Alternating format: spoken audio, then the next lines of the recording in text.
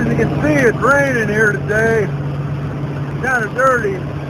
Flow gauge in Canada made them steps. They were custom made for this truck. There's them Dynaflex pipes. As you can tell, they're hooked up. They're 6-inch.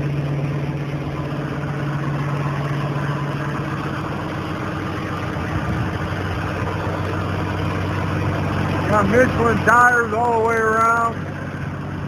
I put projector headlights in it. I got the stock headlights at home, but BTS Lighting up in Canada made them. They're $1,100 a piece, $2,200 for the set. Glow gauge made that bumper.